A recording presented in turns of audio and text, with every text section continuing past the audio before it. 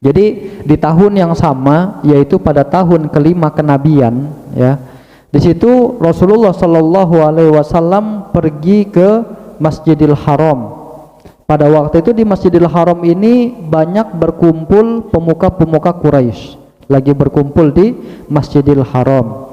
Kemudian Nabi Muhammad SAW berdiri di tengah-tengah mereka, kemudian secara spontan langsung membacakan surah An-Najm.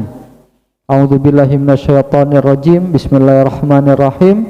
Wan najmi idza hawa ma dhalla sahibukum wa ma gawa. Spontan dengan suara keras Nabi SAW membacakan surah An-Najm di tengah-tengah pimpinan-pimpinan kaum Quraisy yang waktu itu berkumpul di masjid.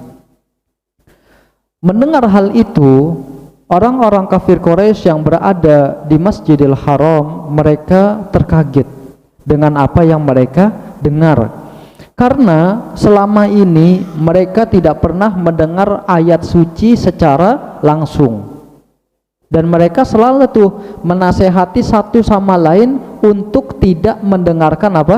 Al-Quran. Jadi ketika mereka mendengarkan Al-Quran secara langsung, mereka kayak kaget, ya, tertegun. Oh, indah sekali suara Al-Quran, karena mereka nggak pernah mendengar secara langsung, ya. Allah Subhanahu wa Ta'ala telah menyebutkan bagaimana keadaan mereka agar tidak mendengarkan Al-Quran di dalam firman-Nya, la tasma'u lihadzal qur'ani walgaw fihi la'allakum taglibun. Janganlah kamu mendengar dengan sungguh-sungguh akan Al-Quran ini, dan buatlah hiruk-pikuk terhadapnya supaya kamu dapat mengalahkan mereka. Jadi ini memang ya, mereka saling menasihati seperti itu, biar jangan apa? Mendengarkan Al-Quran. Kalau ada suara-suara Al-Quran ganggu dengan hal-hal yang lain, biar nggak fokus mendengarkan Al-Quran. Nah, ini mereka mendengar Al-Quran secara mendadak, mereka kaget. Dan Nabi Muhammad SAW membacakan Al-Quran ini dengan begitu indah, menawan, nggak bisa diungkapkan dengan kata-kata keindahan, sampai mengetuk gendang telinga mereka.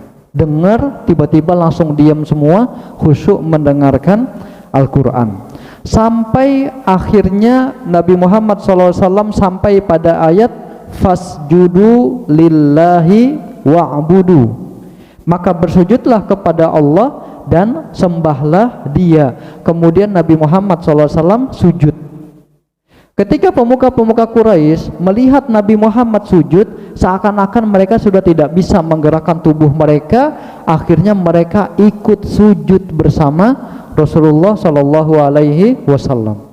Semua satu Masjidil Haram yang mendengar Al-Quran, mendengar ayat yang dibaca Nabi SAW, seketika itu semuanya ikut sujud bersama Rasulullah Shallallahu Alaihi Wasallam tanpa mereka apa? Sadari.